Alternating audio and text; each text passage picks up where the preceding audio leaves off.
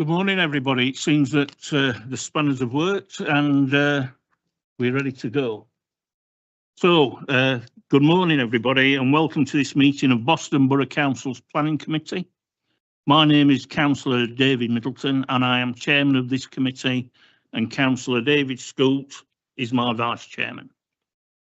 Before we move to the agenda, I would invite our officers supporting this meeting to introduce themselves. Lisa Davis, Legal Advisor to the committee. Phil Norman, Assistant Director for Planning. Abby Marwood, Deputy Development Manager. Emma Turvey, Planning Officer. Thank you. Moving on to our housekeeping rules. Restroom facilities are available on this floor for the ladies.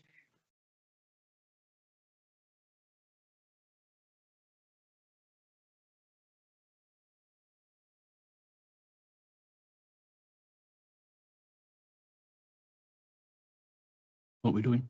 I'm going to mute the two televisions next door, Chairman. That should stop the echo. Okay.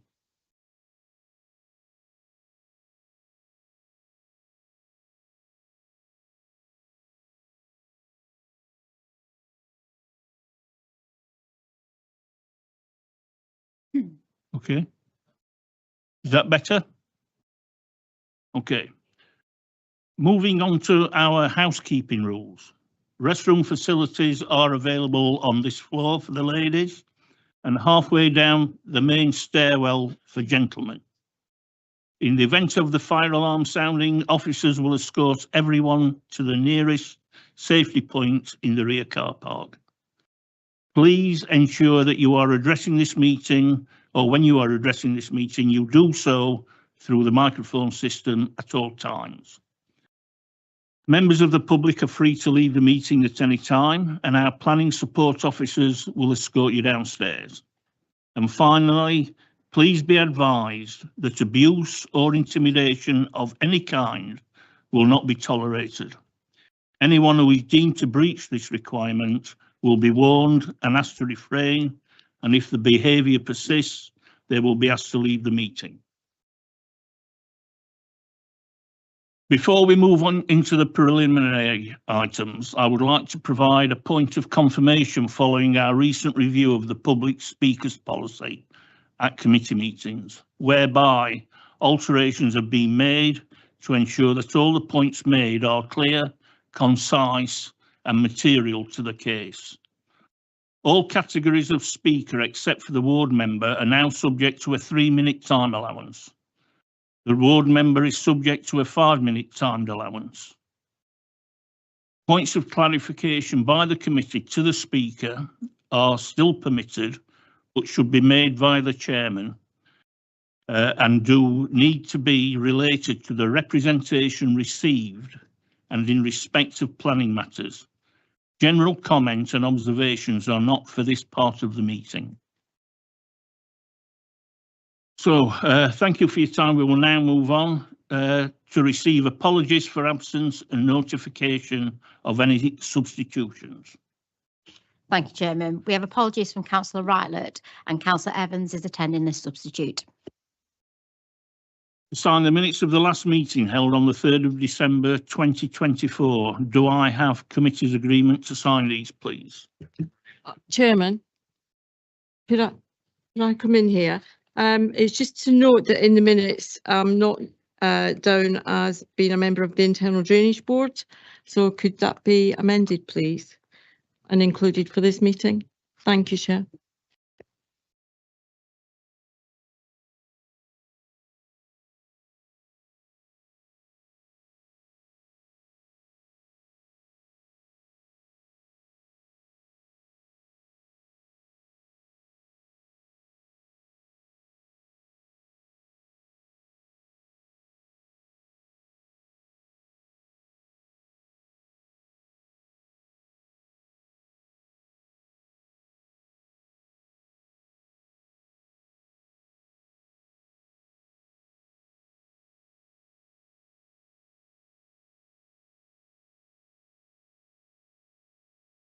Before we move to individual declarations of interest in respect of any items on this agenda, I will ask Lisa to give the standing declarations. Thank you, Chairman. For public information, I'll confirm that standing declarations of interest will be recorded within the minutes of this meeting for all members of this committee who are also members of Lincolnshire County Council, the South East Lincolnshire Joint Strategic Planning Committee and representatives of the internal drainage boards. Does any member of the committee have any further declaration of interest to make in respect of any item on the agenda?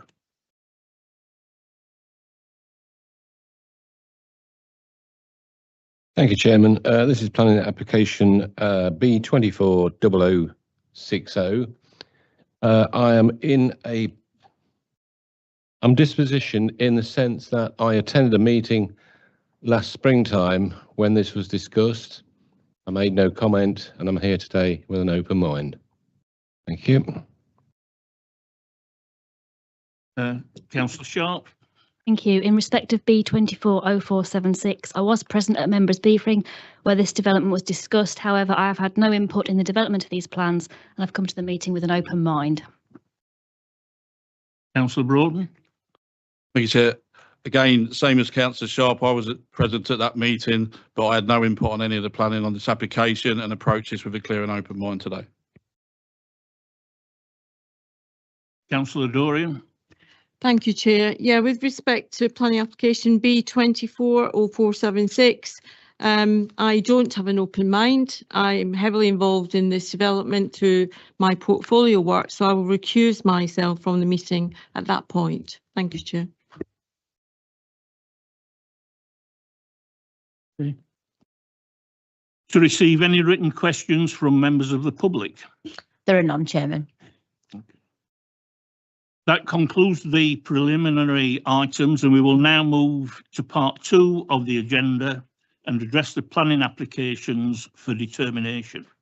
Our first item of business today is planning application B240407 on page 17 of the agenda and will be presented by our Senior Planning Officer, Miss Emma Turvey. Over to you, Emma. Thank you, Chair. This application is for a 2-storey side extension and conversion of existing garage to a home office. This application is being presented at committee due to the applicant being Councillor Butler, who is the ward member for the area. The site location plan shows the position of the site and the surrounding neighbours. And the block plan also shows the position of the site and the location of the 2-storey side extension on this side. The elevations, these are the proposed elevations, just showing the location of the extension. And you'll see here the floor plans, the ground floor plan showing this is where the garage was, which will now be an office, and the utility and bedroom 5 and bathroom on the first floor. This photograph taken shows the proximity of the dwelling next door, and this is where the extension is to be. And that's just a photo showing the other side and the back of the neighbouring properties.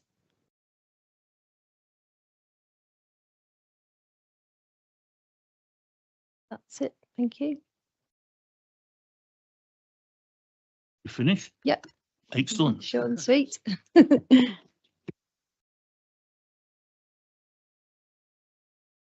So thank you. We have no speakers on this item, so I would open the floor up to any committee people who would like to get some clarification.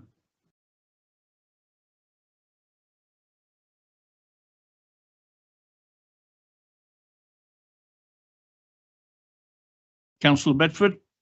I'll move it, Chairman. There's no need. The only reason it's here is because of the elected members. So.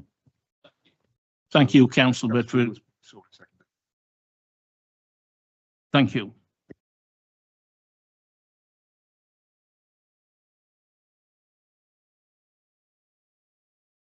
Committee members, all those in favour of the application?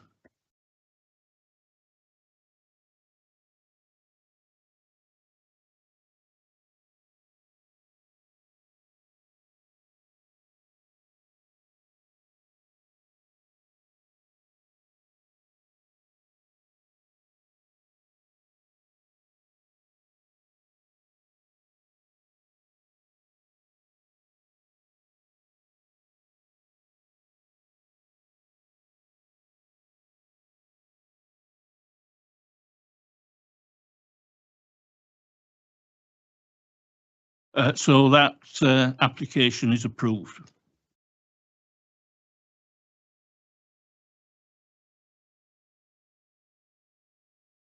Our second item of business is, as previously advised, now planning application B240060 on page 45 of the agenda, and our senior planning officer, Mr. Lewis Humphreys, will present this item.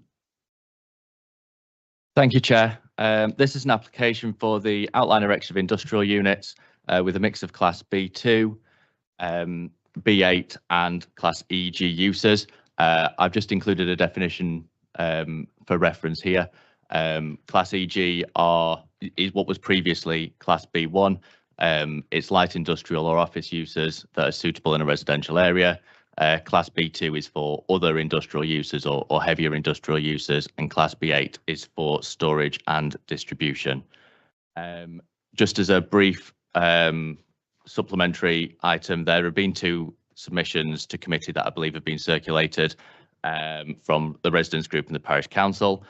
Expect these will be referenced by speakers later, but just briefly, the first is an assessment of employment sites within the borough. These are all sites on existing or allocated employment sites, with the exception of a site in Sutterton identified as land adjacent to Straja, which has a historic series of permissions. These don't alter the conclusions or assessments within the officer report. I don't have anything else to add on that piece. And secondly, there's an assessment of the proposal primarily against policies 1 and 7 provided by the parish councils. And while this offers a differing conclusion on some parts, doesn't alter the assessment recommended by officers on the agenda. So just by way of background, this application was initially submitted for a larger site. You can see on the site location plan, this area outlined in red is the application site as it currently stands. The application as it was originally submitted included this field to the northeast as well. That's subsequently been removed. It's not for consideration at this stage. It doesn't form part of this application.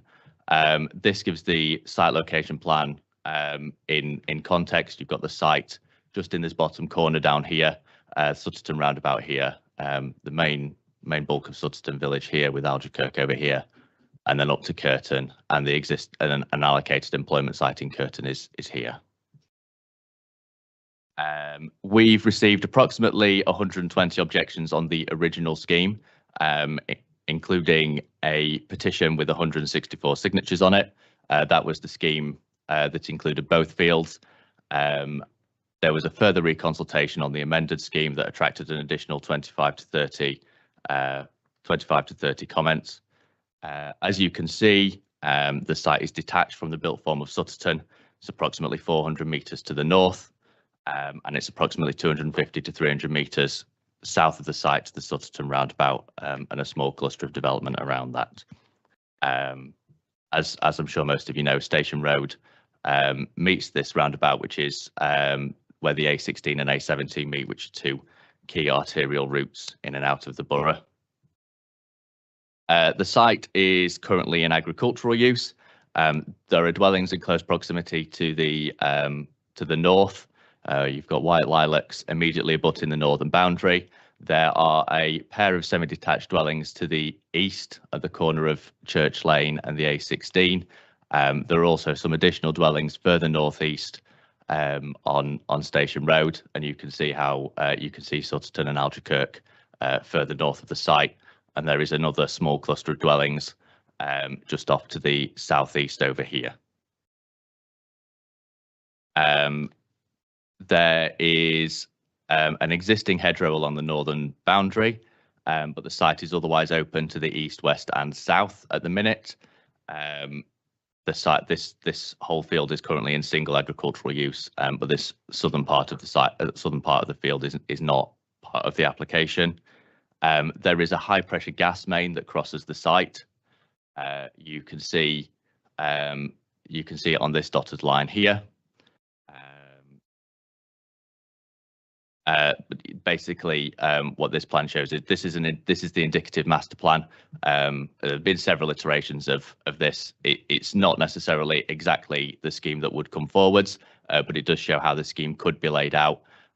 This has the pipeline and its easement with a dotted line through the middle. I'll discuss that towards the end of my presentation in a little bit more detail. This application is submitted in outline. The only thing that is the only matters other than principle that are for consideration at this stage are access. So the appearance, layout, landscaping and scale of the proposed buildings are all reserved for a later date. There is a brief assessment of those matters within the agenda as far as can be undertaken at this stage, but the detail for that would be submitted at a later date should this application be approved. This indicative master plan shows a mix of smaller units. You've two different sizes identified by green and red dots on that plan. We've got two areas of landscaping, one in the northeast and one in the eastern corner. Indicative locations for drainage for drainage ponds, attenuation ponds shown on there as well. And just to give you, before I run through the details of the case, I'll just show you some site photos. We also have details of the proposed access. There is intended to be a new Ghost Island right turn on Station Road. I'll discuss highways matters in a little bit more detail later on. And there's a proposed crossing point for pedestrians in the middle of that access. There are also proposals or a condition to request the widening of the footway from the north of this proposed access up to St Mary's Lane in Sutterton. Just to briefly run you through the site photos, this is from the northeastern corner, the hedgerow and trees along the northern boundary with white lilacs beyond it on the left-hand side. You can see the pair of semi-detached dwellings on Church Lane at the far side.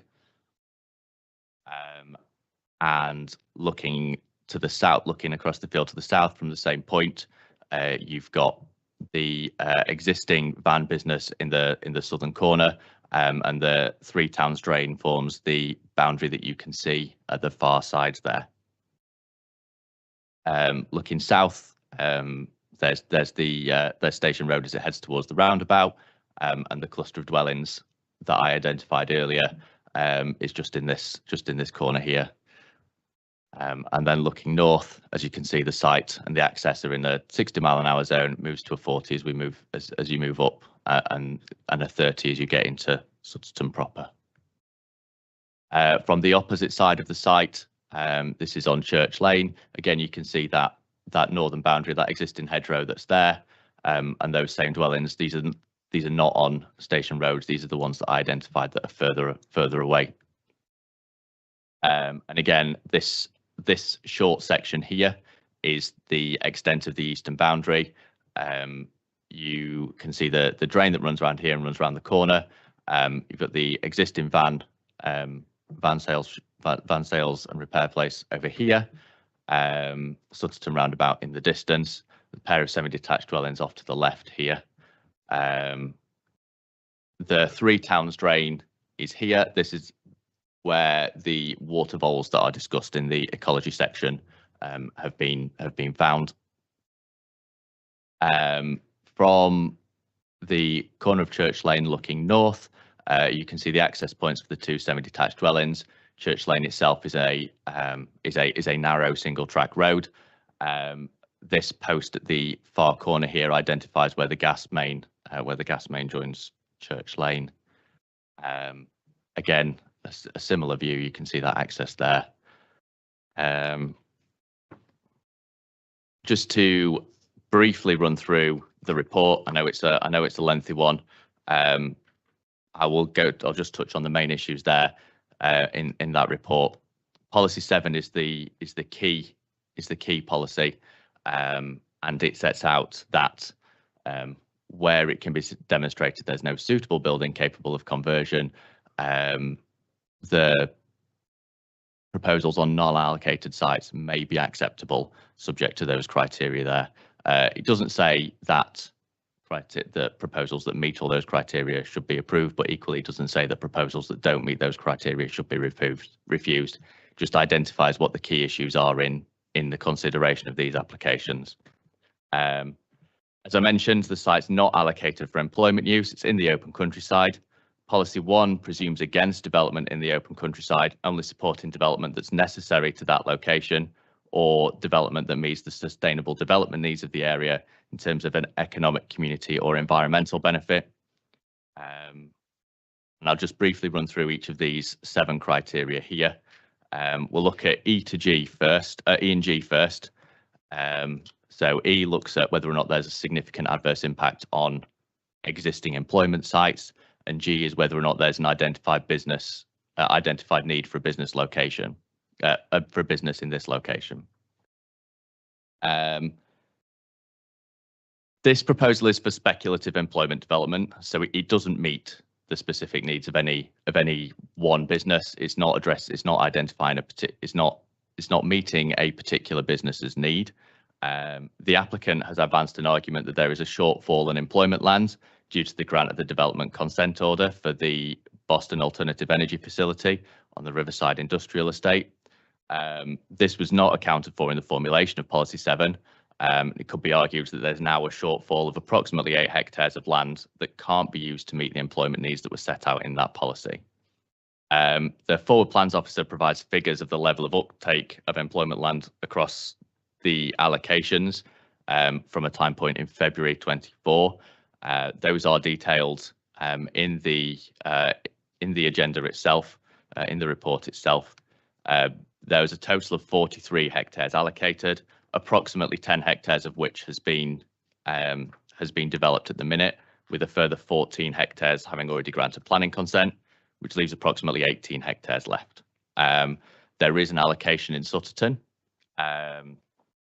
This is, let me just pull back to the location plan and I will show you for context.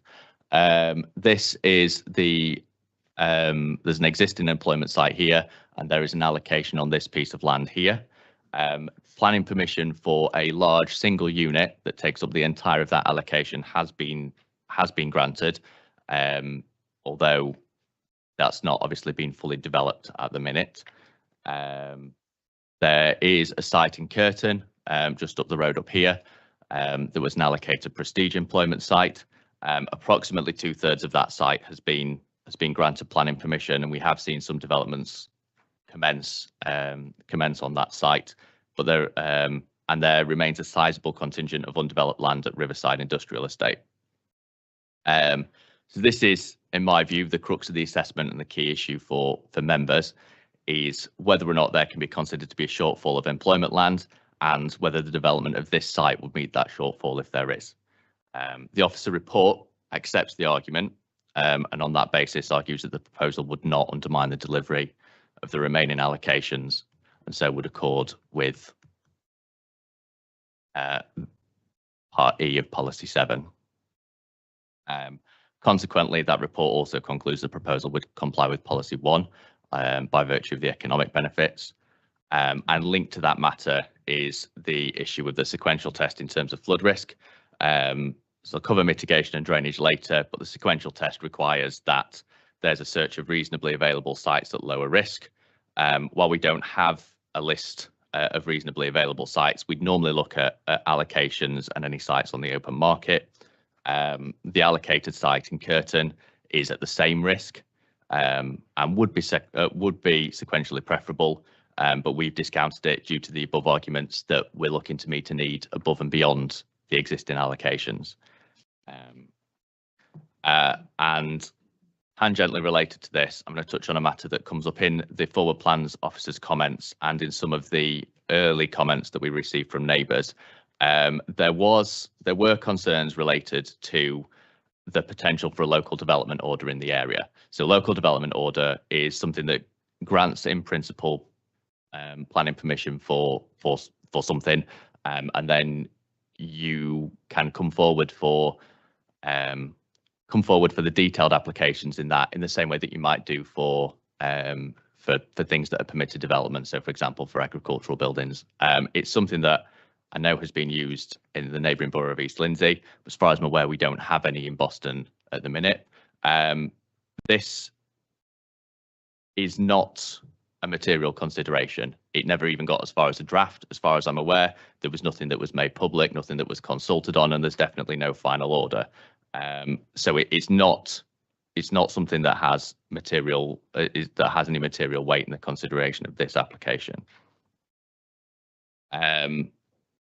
Subsection A of policy 7 talks about development not conflicting with neighbouring land uses. And we have policy 2 and 3 in the local plan that seek to preserve the impact on neighbour amenity and ensure development's compatible with other land uses. The site's open countryside, as you've seen, in a broadly agricultural area. There are immediately adjoining dwellings, and there are wider views of the site from Sutterton and Algekirk in addition to those. Impacts are most likely to arise from noise and disturbance.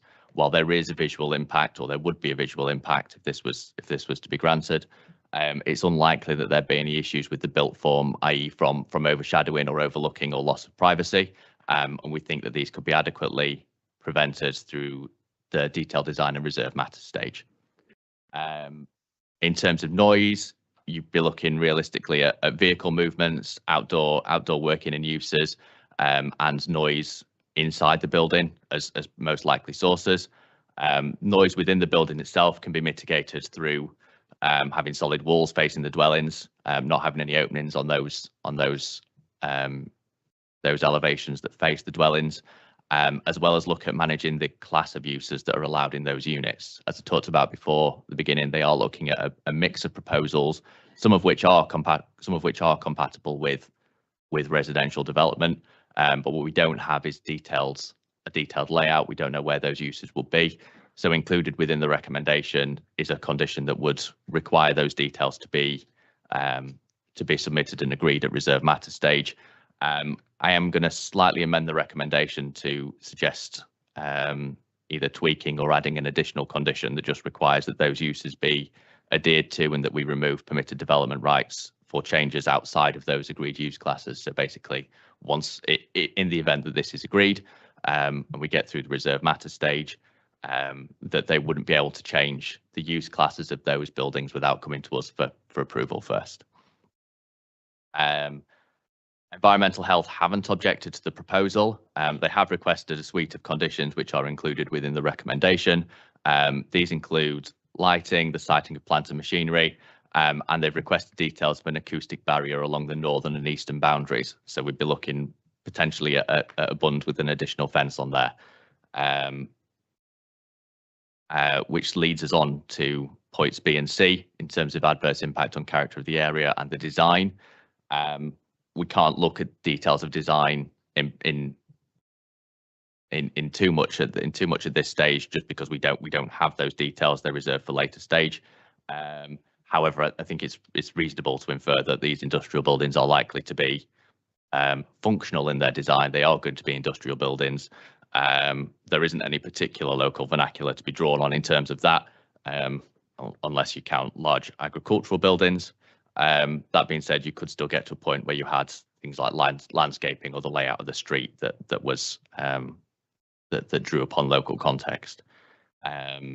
And the proposal could still include we would expect the proposal to include landscaping that settled the buildings into the landscape over time.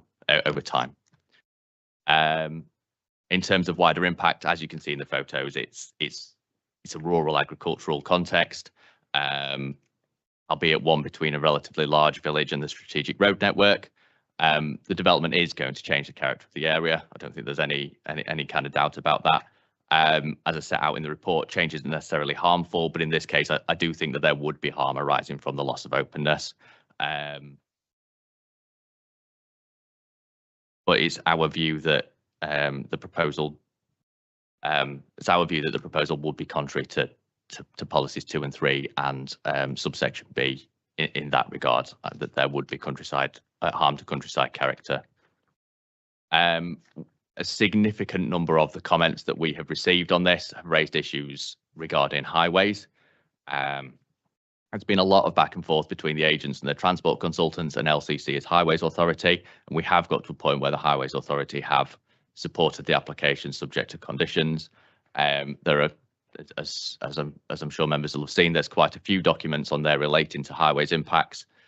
We initially received a scoping assessment for the transport assessment, and as part of amendments in August that removes the northeastern field from the site, we received the full transport assessment there. Very briefly, because that is a long document. It identified there are approximately 3,000 daily two-way movements along Station Road, about 300 two-way movements at peak hours, and it's expected the proposal would add about 50 or 60 movements to those peak hours, about 10% of which will be goods vehicles.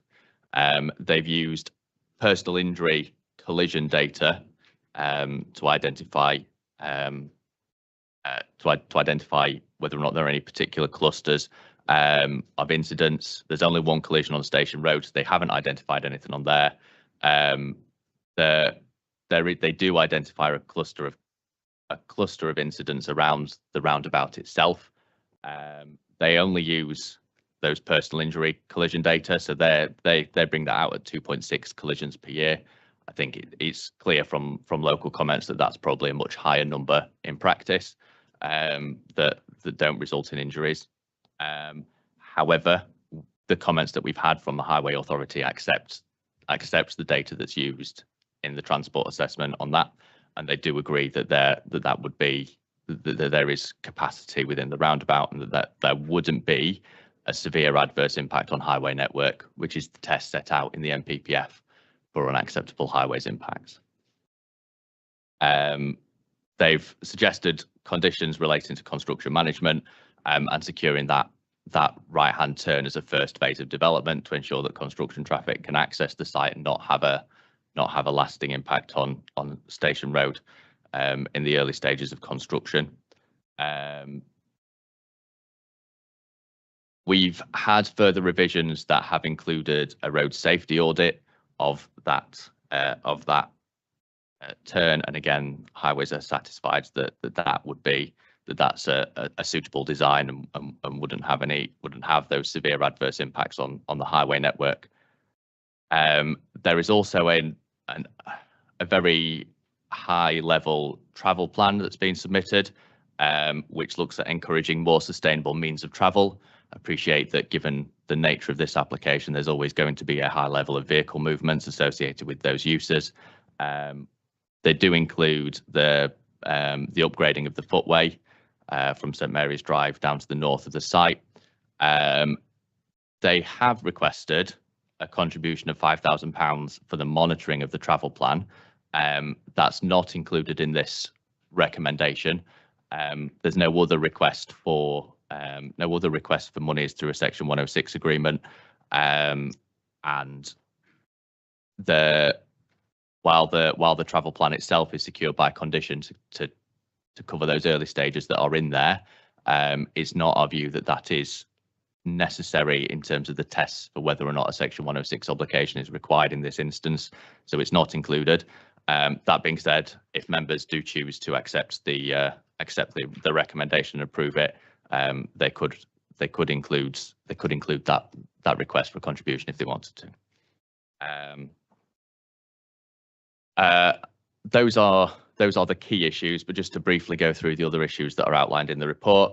We've had indicative details about how the site could be drained, and you've seen on the master plan the proposals for attenuation ponds. We haven't had a detailed drainage scheme yet, and such a scheme would be dependent on the final layout and an area of footprint of buildings that we see. But there is a pre-commencement condition recommended to secure those details prior to any construction starting. The application predates the implementation of mandatory biodiversity net gain, so it is not something that is required for this application. That being said, when they made the amendments in August, they did include an assessment of the baseline habitat and an indicative proposal to show that a 10% gain in area habitats could be provided. We have sought to secure that as a benefit from the scheme, but it's not necessarily something that's required for this one. There are protected species on the site, notably water voles in the Three Towns drain. There was a detailed protected species and an ecological survey submitted, and that includes mitigation for the relevant, including relevant licensing procedures that might be required to temporarily rehouse water voles while drainage works go on. And should consent be granted, these have been secured by condition. There were initially a large number of objections on heritage grounds, including from statutory consultees, regarding impacts on Grade 1 and Grade 2 listed buildings within Alderkirk, as well as on the scheduled monument within Alderkirk as well. Statutory consultees have confirmed that these concerns have largely fallen away due to the amendments that removed that field from the site. Still the possibility that tall buildings would have an impact on the setting of those heritage assets. But that's an assessment for the reserve matter stage primarily as we look at the height of the buildings. And our archaeological advisor has confirmed that there's no further archaeological work required, so there are no conditions to that effect. I discussed earlier that there's the high pressure gas main that crosses the site. We've had a number of comments from Cadent Gas seeking reassurance that the easement had been maintained. They haven't formally removed their objection, and they have, their last correspondence was seeking clarifications regarding the distances from the proposed buildings to ensure that that easement's maintained. But they haven't raised any specific concerns with the road that crosses the site. So provided there are no buildings or yards within that at reserve matter stage, our view is that's something that could be resolved. And lastly, a large number of comments have raised concerns regarding the loss of high-grade agricultural land. The NPPF recognises economic and other benefits of best and most valuable agricultural land, doesn't prevent development upon it or require any demonstration that there are other lesser quality land available. And it's worth noting that on the regional maps, all of Boston Borough is Grade 1 or Grade 2, which is considered to be best and most valuable. So realistically, any development on greenfield land alongside or outside of a settlement is going to require development on that quality of land. So in conclusion, this application is basically a matter of balance. We've got some aspects of this proposal that we consider the policy to comply with. We don't consider there to be conflict with neighbouring land users, or that there'd be a significant adverse impact on the local highway network. Again, we accept the arguments regarding viability of allocated employment sites, the modal shift away from cars. However, appreciate that there is a significant adverse impact on the character and appearance of the area, and the details in relation to design we can't assess at this stage. There is a case that there's a modest shortfall in employment land that this proposal could help meet, and that there are economic benefits arising from the site. Officers' views are that this would outweigh the harm to countryside character identified above, while we don't have full compliance with Policy 7. And members need to weigh up whether they accept that argument against the current employment land position detailed within the report, and following that, whether they consider there to be compliance with Policy 7 and the other policies within the plan. Thank you, Chair.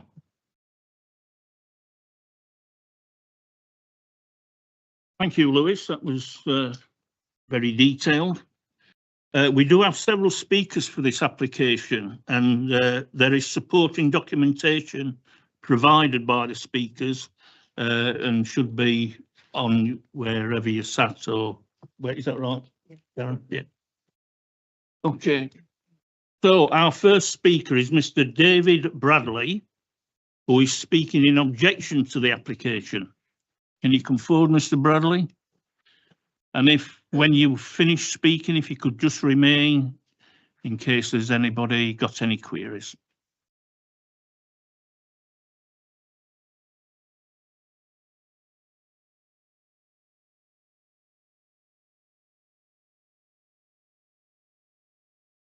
There have been over 150 neighbour objections. This shows the level of feelings by the local community against this application in a rural area. We have not seen one letter of support from local residents. Proposed site is in the countryside on prime grade 1 agricultural land. And remember, with agricultural land, once it's gone, it's gone. We contend that it's up to the applicant to prove this is an exception site. Industrial development will clearly be out of character with the area and create an alien appearance. We stress that the application is outlined, with only the means of access being considered in detail. The local community have no idea of the size or height of the proposed buildings, and the layout is only indicative. We also must remember that key planning decisions must be in the public interest. Cadent Gas, a high pressure gas distribution pipe runs right through the site. We note that Cadent Gas are still objecting to this application owing to the lack of detailed dimensions. The gas main is clearly limiting the development potential of this site, and we also claim it poses a major health and safety risk. Highways, at the application site, the speed limit on Station Road is 60 miles an hour. There is no street lighting. Station Road does not have any pedestrian crossings and has no bus service, and is close to what we feel is a dangerous A17, A16 Sutton roundabout. Any traffic assessment must be set against this speculative development where any end user or trip generations are completely unknown. We feel the addition of the development will have a detrimental impact on highway safety. With regard to employment sites, we note the applicant is relying on the Boston Alternative Energy Facility as a justification for this development. This uses up 25 hectares of land and requires a substantial amount of power to run it. We do not feel this is a reasonable justification for siting industrial units in the countryside, because it must be noted that the energy facility itself will of course be providing employment opportunities eventually, countering the shortfall. Regarding employment sites, we have submitted a schedule showing our assessment of local employment sites, which shows there's over 25 hectares of land which are on the market, being developed or under consideration, which could provide employment opportunities. There are also existing units available for rent and sale. Finally, this speculative development represents unwarranted and unjustified industrialisation of the countryside. No convincing case has been made for what will be a clear departure from policy. If the committee allows this application, this will open up the floodgates and set a clear precedent for making any similar applications in the future. We contend that there does not appear to be a specified need for this development in this particular location. Thank you very much. You know, Mr. Bradley, could you just remain there while we interrogate you? You spoke very well, Mr. Bradley. Well done. So, has any committee member got any points of clarification for Mr. Bradley?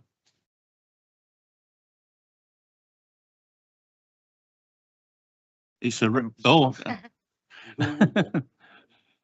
Councillor Pierpoint. Thank you, Chairman.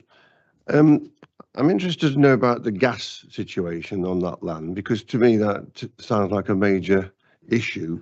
Councillor Pierpoint, that's not a question. Well, it is a question, but it's discussion, and you're asking for opinions, Okay. etc., etc. I'll withdraw that question.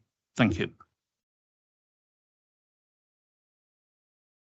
So you've done very well, Mr. Bradley. You've answered everybody's queries. Please go back to your seat.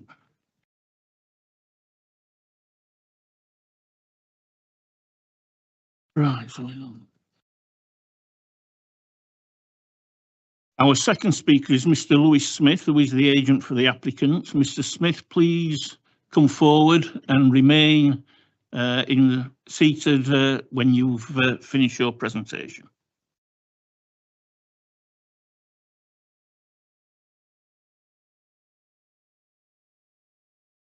Thank you, Chairman and members of the committee. Members will be aware from the report that the application has been amended following receipt of objections, particularly in relation to heritage impact and impact on residential amenity. The site is now roughly half the size of the original submission, and all the accompanying documents have been updated to reflect this change. A number of reports and surveys have been commissioned in relation to highways, noise, air quality, ecology, flood risk, archaeology and biodiversity net gain. Follow extensive consultation on these matters, there are no objections from technical consultees to the proposal, subject to suitable conditions as set out in the officer's report. Whilst we appreciate that members of the public are unlikely to welcome new industrial development, it is clear from the report that there are now far less objection to the revised proposal when compared to the original scheme. Access to the site will be via the new junction onto Station Road to the north of the Sutterton roundabout, which will enable the proposal to take advantage of the strategically important intersection of the A16 and A17. The application allows for a variety of commercial use classes, and the applicant has already had interest from several parties looking at developing the site. My client is a local businessman who has already built out the Haven Business Park in Boston, and most recently 14 industrial units off Avalon Road in Curtin, which took 16 months from the grant of permission to the first tenants moving in. The Curtin site is home to some well-known firms, and similar further investment in the local economy is to be welcomed at the application site as set out in the comments made by the Council's Economic Development team. We've submitted a master plan to indicate how the site could be developed, and this shows that there is sufficient space for policy compliant parking and turning, sustainable drainage, landscaping and biodiversity net gain, together with sufficient separation from the nearest dwellings. The report before you carefully and thoroughly weighs all the material planning considerations when set against the prevailing policies in the local plan and national guidance, and concludes that planning permission should be granted. Proposed condition 5 on page 71 requires that the new junction onto Station Road must be built first, and there are further proposed planning conditions which will secure matters relating to construction management, drainage, landscape and ecology, noise mitigation, and the widening of the footway from the site to the junction with St Mary's Drive. The overall highway implications of the proposal have been the subject of rigorous assessment, including a Stage 1 road safety audit, which has now been approved by the local highway authority. As with most new development, there will always be some change to the local environment. We are confident, however, that this change can be effectively mitigated, and we hope therefore that members will be able to support the recommendation and grant permission. Thank you, Chairman. Thank you, Mr. Smith. Have we any committee members wishing to ask any points of clarification?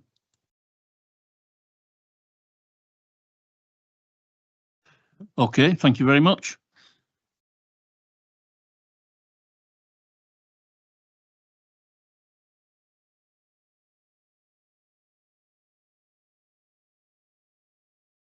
Our third speaker is Parish Councillor Justin Rushworth, who is speaking on behalf of Sutterton Parish Council. Councillor Rushworth, please come forward.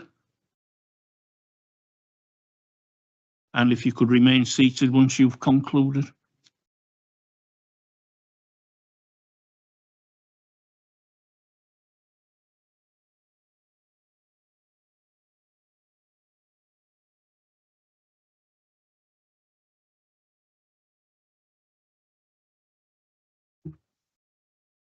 The parish council strongly object to the application, but this is quite simply the wrong plan in the wrong place at the wrong time. Why do I say this?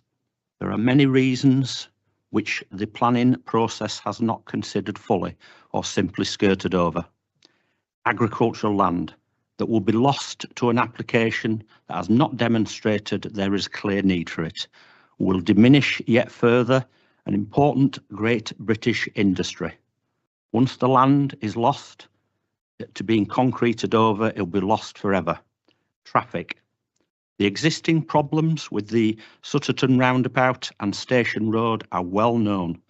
These problems for Thistle's nursery, the nursery school, children, and for residents will only get worse with the applicant's plan. Traffic from the proposed industrial site will take the easiest route if Sutterton roundabout is busy or diverted and go through the village. Mental health and well-being. No number of ifs and buts and maybes will mitigate against changing and replacing the peace and tranquility and sounds of the wildlife in the countryside with noise, pollution and traffic, a terrible consequence for health and well-being. Existing industrial sites. Why add to the existing industrial sites that are not being used? There is no evidence identified to demand for such sites. If there was, then they would already be used. The evidence tells us to the contrary. Cadent Gas have a clear position in opposition to the plan in an email which they sent to Lewis Humphrey on the 3rd of December, in which they state it makes it impossible to police development inside the easement. We would not withdraw our objection, and they have not withdrawn that. In conclusion, I and the Sutterton Parish Council would therefore urge the members of the Planning Committee to refuse this application. You are the only people who can make this happen as our representatives in this matter. I urge you to make the right decision which reflects the views of Sutterton and Alderkirk. Thank you. Thank you, Councillor Rushworth. Have we any points of clarification? They're all going very well. Thank you.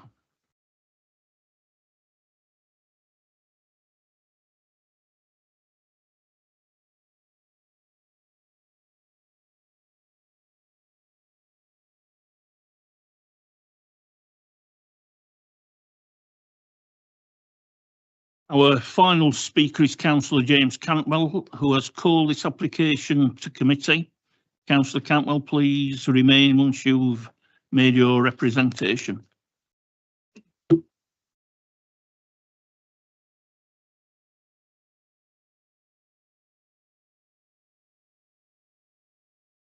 Thank you, Mr. Chairman, and good morning, councillors. I would like to thank my fellow speakers as well for eloquently putting forward the reasons this application should be turned down, and to Lewis Humphreys, who I know has had his hands full with this one. I fully support the position local residents and representatives have taken. I appreciate there is a large amount of information and responses to absorb. However, as someone who's been dealing with this application since it's been sent in, I've come to learn a great amount about why this application should be refused. I would note that the objections still stand from the original application as well. For context, these are not just my views. These are those of my residents, the parish councils, local charitable organisations, the resident-led Sutterton and Alderkirk Action Group, and a professional independent planner. Residents came en masse to my Alderkirk ward surgery in February 2024 and to the joint public meeting held later on regarding this application, and I had many valid arguments on this.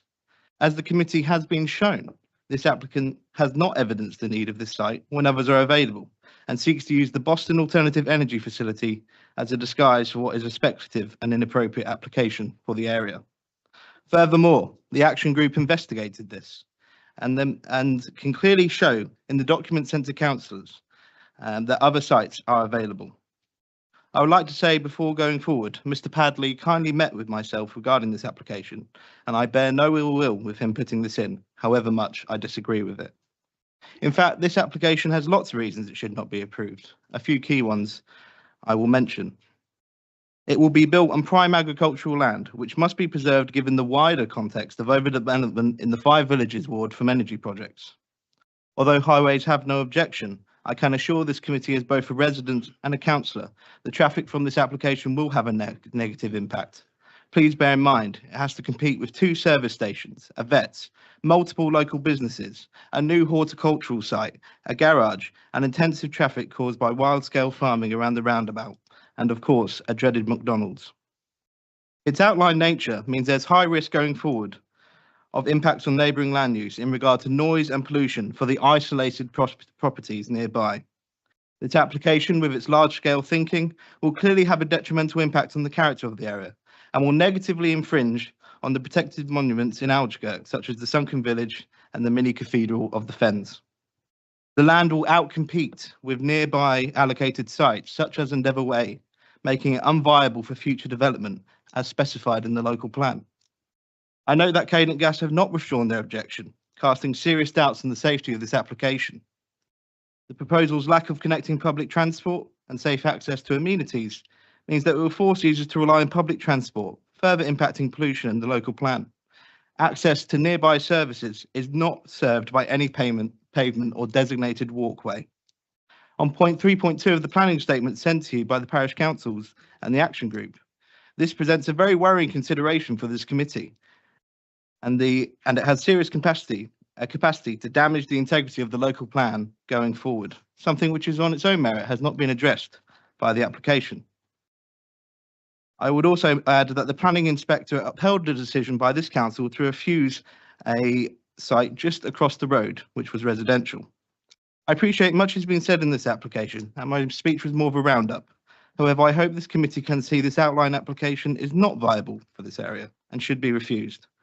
I am sure as I can be, this application does not belong in this rural scene. And never before have I seen two villages being so united on a shared issue, with hundreds of residents contacting me on this matter over the last year, with even some press interest as well. And Mr. Humphreys can attest to the depth of feeling on this subject. I think it is clear this application does not comply with policies 1, 2, 3 and 7 primarily, and there are serious doubts regarding other aspects of this application, and no amount of mitigation can help this. I am happy to answer any questions the committee have. Thank you, Mr. Chairman. Thank you. Does any member of the committee wish to ask Councillor Cantwell any points of clarification? Unbelievable. So with that, thank you, Councillor Cantwell. At this point, we have to ask you to leave. Thank you, Mr. Chairman. No problem.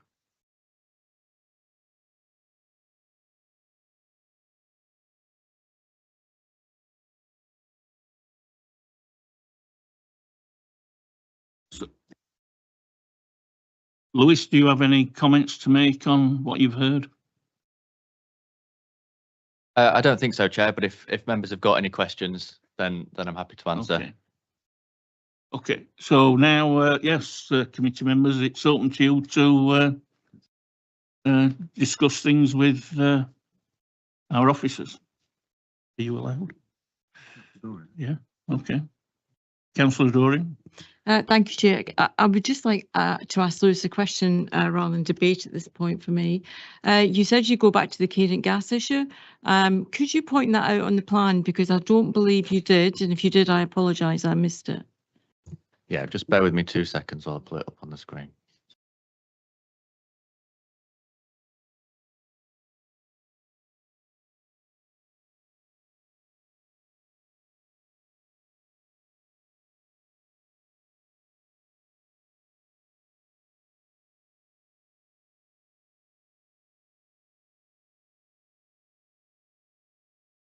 Right, so there is a gas main runs from this field across Station Road under the site and then crosses Church Lane as well.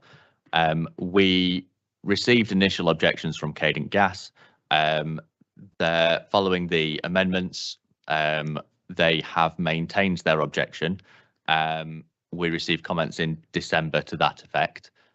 They've provided details of the easement, and this master plan that's before you was as a result of those details of the easement. They haven't withdrawn their objection because this drawing doesn't have details of the measurements on, so they can't be definitive about the fact that the development is outside of that easement area. They haven't raised any specific issues regarding the access, being that this part of the access road being over the top of it. What they've sought to avoid is any yards or curtilage to buildings being within that area, because that's where I think that's where the comment that the parish council raised about not being able to police development within it once it's granted, then it could be there.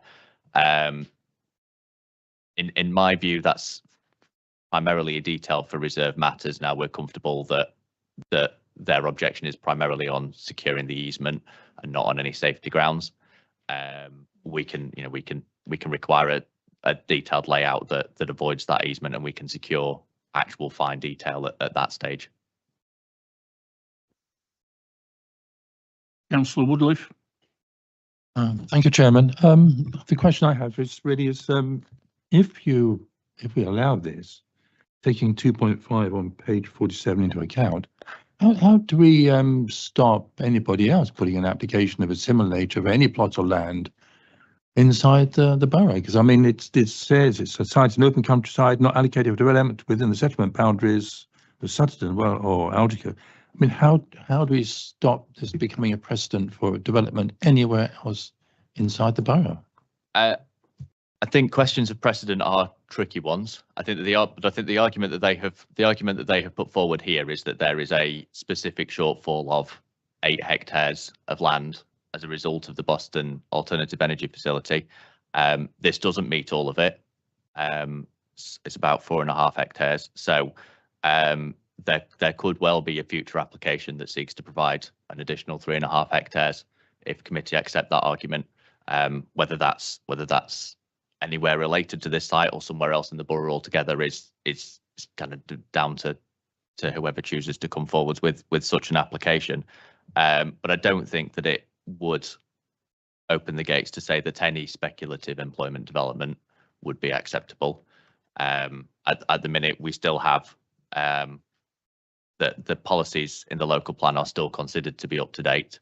And if members choose not to accept that argument that there is a shortfall, then that's a decision they're perfectly entitled to come to. Yeah. Oh, thanks, John. So basically, the argument is that because there's a potential shortfall of land, that's the only argument in favour of this. Is that really that's the crux of the argument for the principle of development? Yes. Yes. I mean, I think it's a very dangerous precedent we're setting here. Very dangerous indeed. But anyway, thank you, Chairman. I'd just like to pass comment. Okay, I'd just like to pass comment is what's continually come up in as I've looked at this is the 2 things. One is it's open countryside, and the second thing is how desperate are we for these type of units? And we've got a plan that says we need so many hectares going forward to, when is it, Abby? 1930, 2036.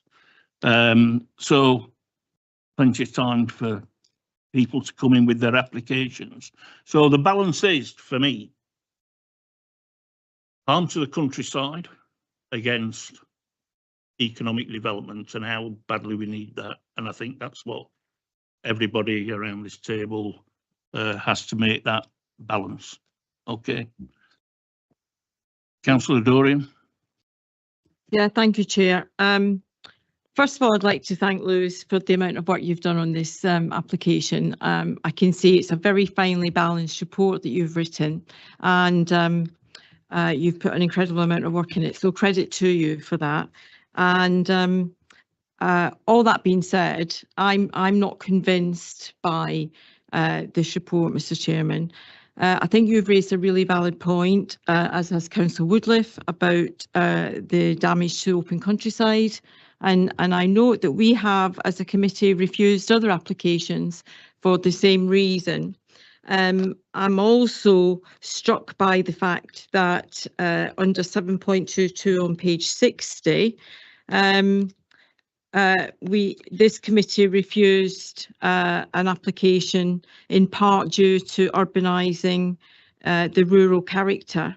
And not only did this committee refuse it, the inspector upheld that view, showing that the committee had got it right.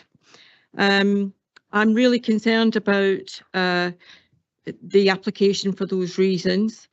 I'm not convinced by the economic growth argument on this site, and I am minded as well to place a lot of store by the amount of resident objections. And I think that we are here to represent the public of the borough, and we need to earn their trust and continue to do that. And we have to listen to them when they speak with one voice. So for that reason, and the reasons I've given, I will not be supporting this application today, Mr. Chairman. Councillor Pierpoint. Thank you, Chairman. I can't get my head around this one. I really can't support the application either. The officer mentioned about harm arising from the openness. I know it's a matter of balance. I've heard what the residents are saying. There's a lot of opposition to this proposal. Clearly, I'm concerned about the gas pipe going through the land, loss of good agricultural land. We spoke about the size of the buildings. What size are these buildings going to be? Nobody seems to know the size of the buildings if the application went ahead. I can't see any real hard evidence for this application, to be honest. I'm not convinced that there's a need for it. I'm convinced that agricultural land should stay as it is for the time being. So I can't support the application either. Thank you. Has everybody had their say? Okay, with that then, oh, sorry.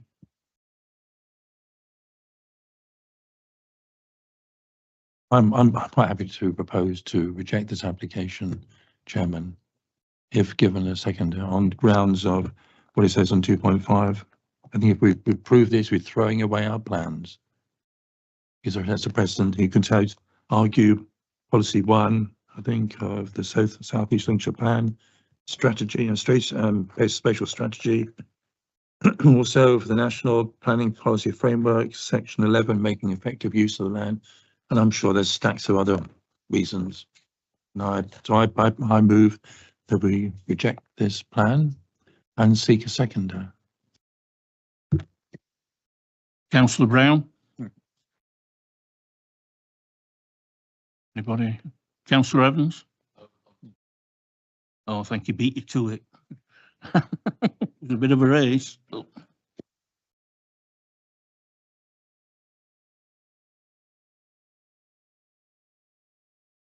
Right, just so we're all just to make it clear, so we are voting to refuse the application on grounds of policy 1 and 7.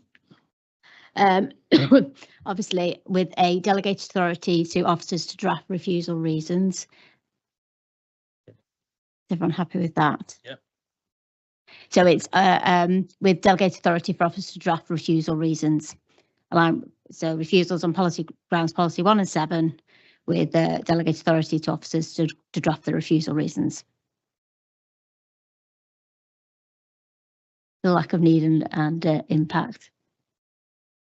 Councillor Austin. In my mind, obviously, we've got to be very, very careful for the reasons that we are refusing something. And okay, you might say, well, it's the agricultural land, it's the impact generally, but I'd like to think that all members present have agreed the principle of the reasons that we are using. We don't want to suddenly find, oh gosh, why wasn't that included? Are you with me? Thank you, Councillor Austin. I think our legal representative has just made that fairly clear to all of us. Thank you. Would you like to say anything else? No? So, all those in favour of refusal, yeah. So, all those in favour of refusal, please show. Yeah. Do we have to do any more? No, just the application has been refused. So that application has now been refused.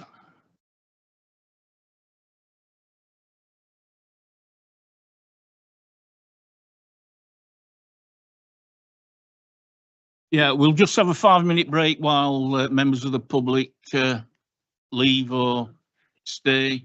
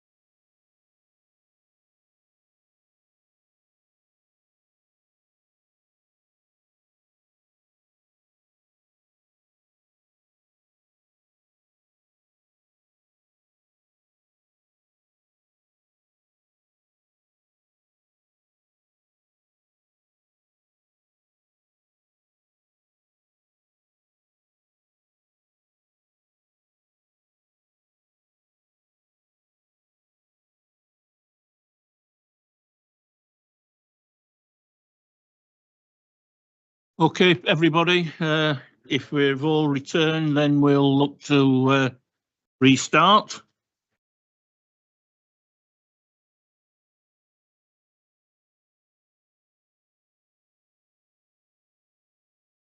So our final application today is B240476, which is on page 25 of the agenda. And this will be presented by Senior Planning Officer, Mr. Charlie Parry. Thank you, Chair. Hello, everyone. So this application is for the redevelopment of Crown House off Lincoln Lane and towards the centre of Boston. The redevelopment is for a mixed use of the site, but the main building will have retail on the ground floor with apartments for C3 use on the first and second floor. The development also includes parking area, refuse stores for both the retail and for the residents, and a public toilet facilities, and does form part of the wider Rosegarth development. This application is submitted by Boston Borough Council, which is why it is at the committee, and the recommendation is to approve subject to conditions. The location plan shows where Crown House is in the red line, and the blue line is the Rosegarth development.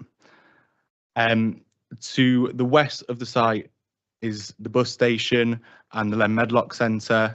To the south is the B&M building and car parking, and a car parking for B&M building. And to the east is the same boat off bridge, which leads to the town centre, and most notably the stump. To the north of the site is the police station. Looking at the site, you'll see that the main building will occupy the southeast corner of the plot, which is the lowest in flood risk and flood depths. To the north would be the residential refuse store and cycle storage. In the southwest corner of the site is where the public toilets are located, with a retail bin store immediately north, and then the parking area further north of that, which will also be where deliveries and anything else will come. It's a town centre location, so there's access to public services and facilities, which means there is less of a reliance on personal motor vehicle. And the site is exempt from biodiversity net gain, as the proposal will impact less than 25 square metres of habitat and is therefore de minimis. The proposed ground floor shows the 4 retail units and 2 stairs leading to the first floor, which are separate from these retail units and accessed separately. First floor and the second floor, which I'll move on to, show 9 residential units, 1 bedroom. These are, as I've mentioned, for C3 use, which covers use by a single person or family, an employer and certain domestic employees, a carer and the person receiving care, and a foster parent and foster child. The residential units on the first and second floor, and then flood mitigation for them is therefore not required, as they're safe from that. And there have been no objections from consultees in relation to flood risk.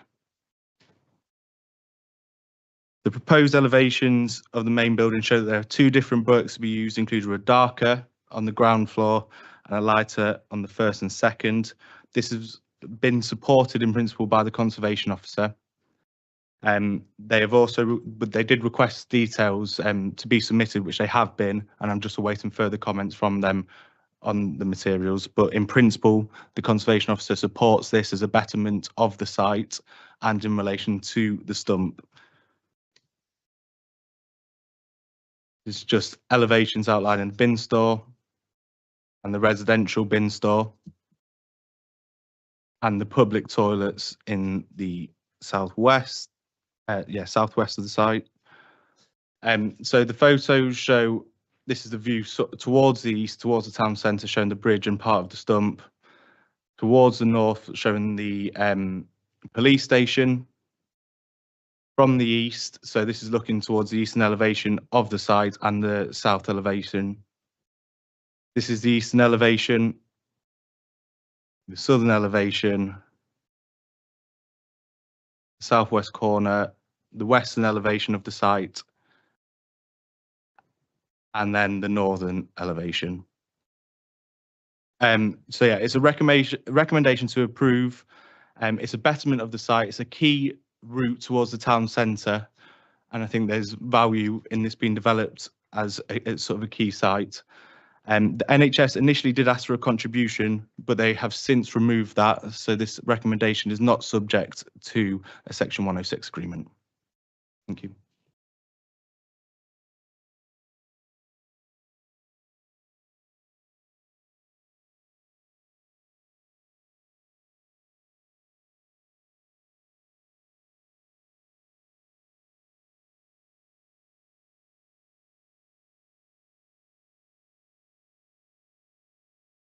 So, Mr. Bevan, can you come forward, please?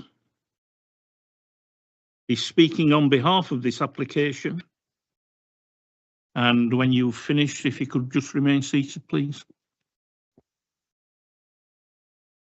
Good morning. I was a last-minute call-up, so my preparation isn't great. However, as the project manager for the construction project, I wanted to be available to ask any, or for you to ask any technical questions you may have. I think the main driver for this new building from our viewpoint, obviously we've got certain outputs and outcomes from the grant funding agreement, which we have designed into this scheme with consideration to its positioning on site to open up the Rosegarth Square redevelopment programme as a whole. It was quite a pinch point previously between Crown House and the B&M building, so that was a key consideration. It's a lot further back in its existing demise. Also, mitigation for antisocial behaviour. We've tried to secure the boundary of site and not have any small alcoves or any kind of inlets, which was a key consideration. And we've been in discussions with the police regards that, and that is something they wanted us from the outset to look at, of which we have done. I think a key point to add with the new toilet block as well is the fact that the changing places pod that was put in a few years ago into the car park area is being reused, but we are recladding it to match the rest of the toilet block. The proposal is for that to be contactless access to make it a more secure and safe environment as well. So the other point is the retail units on the ground floor. That on the plan provided showed 4 very separate units. This is going to be a flexible space. It could be 3 units. It could be, however, the sort of options whoever is looking to rent that in the future. So there is flexibility.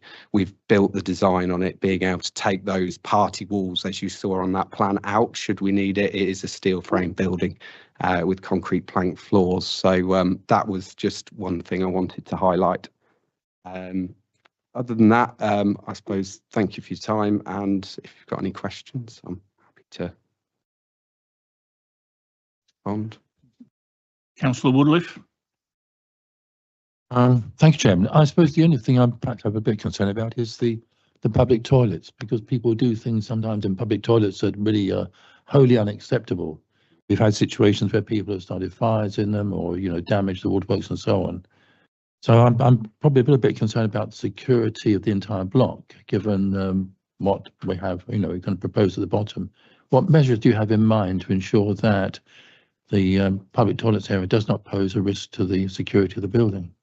It is a separate building adjacent to the building. It's got a flat roof with a green roof as well.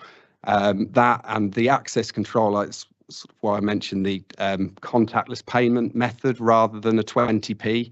There is an ability, should something happen, to trace the user of that card, which is a further deterrent rather than the 20p method we have at the moment, which obviously there's a lot of concerns over that space, and like you've referenced, issues internally. So that is one method we are looking at.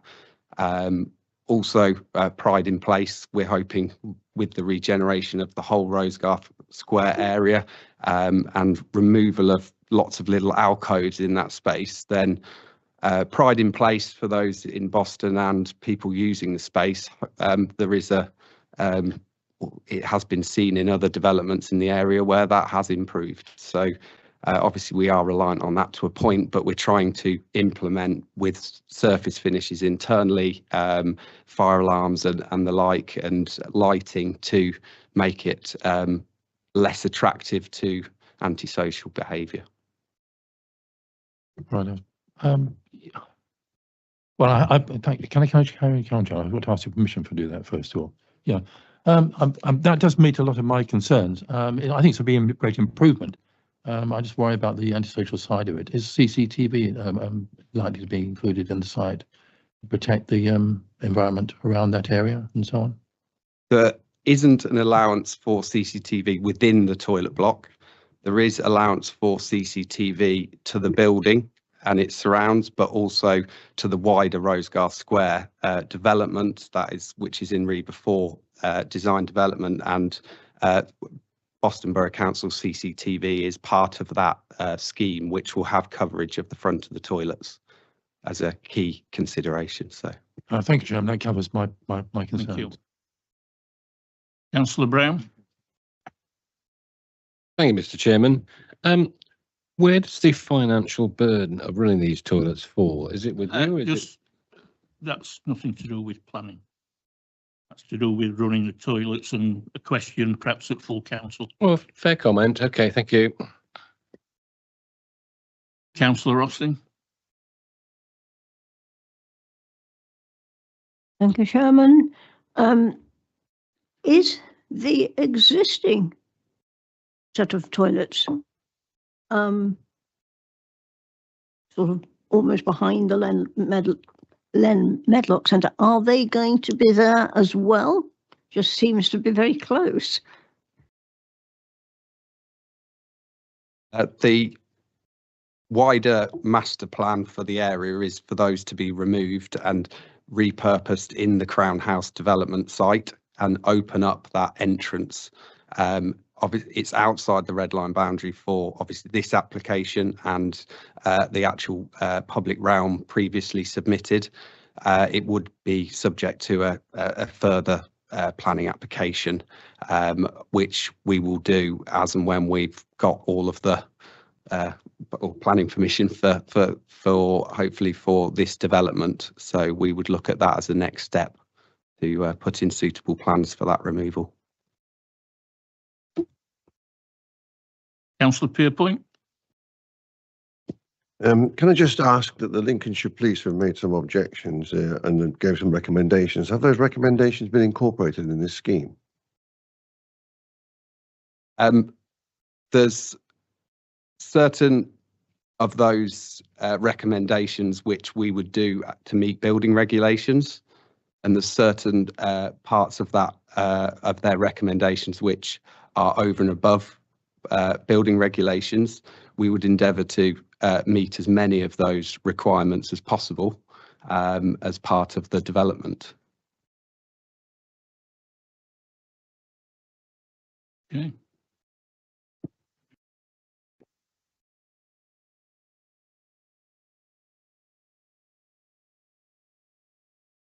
Yeah, I'll just come in and say that the Lincolnshire Police have not objected.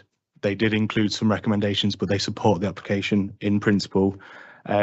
I don't think I touched on it earlier, but we had one third-party comment from Boston Preservation Trust raise concern about the design and character of the building, but we've had comments from our conservation officer with regards to this, and sort of seem to have overcome that with the design that they support in principle. As well, Lincolnshire Fire and Rescue initially objected basically on matters that related to building regulations, but also requested a fire hydrant, and the applicant did amend this to show a fire hydrant within the recommended distance of the site. So these matters have been overcome. Thank you. Okay, so if anybody's anything to, sorry, oh, sorry. We've finished with you now, I'm afraid.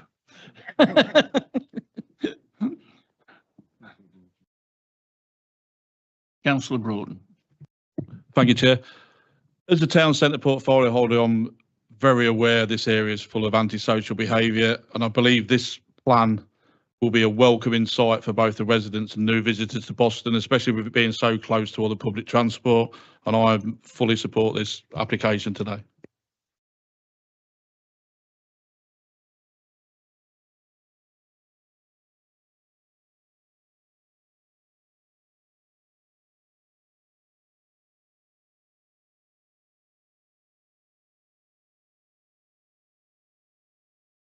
Councillor Woodliff.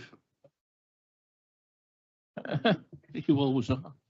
I don't know if it's true. The only question I probably have is there any asbestos in the current building? And if there is, looking at 7.8 on page 31, the Environment Health Team progressed a construction management plan to help reduce the noise, vibration, dust, fumes, accumulating concentration, construction.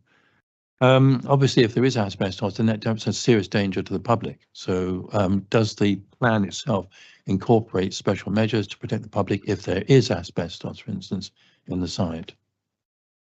Yeah, so the demolition of the building was dealt with under a separate application done under prior approval, and that is not included in this part of the application. This is just for the construction of the replacement scheme.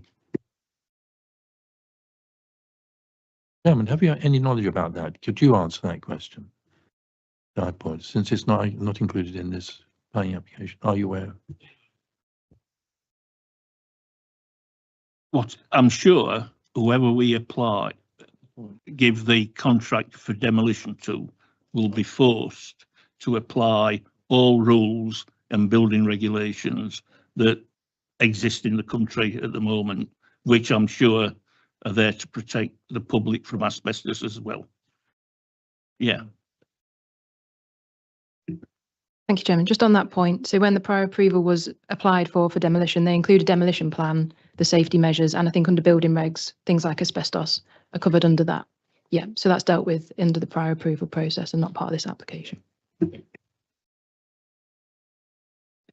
I just would like to make it clear for myself in the head. So retail unit users, will they have loading and loading bay? Or they're going to use police station, car park, or is there anything? The layout shows that there is delivery space within the scheme, and then an entrance to that sort of at the rear of the site, sort of where, if we load it up, to the northern side of the site is sort of where all deliveries will come through.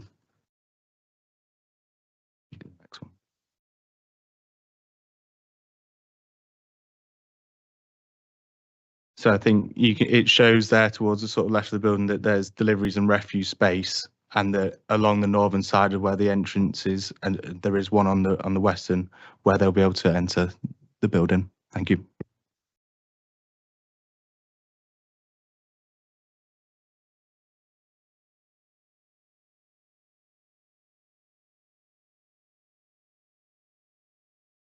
Have we got a proposer? I'm happy to propose it, Chair.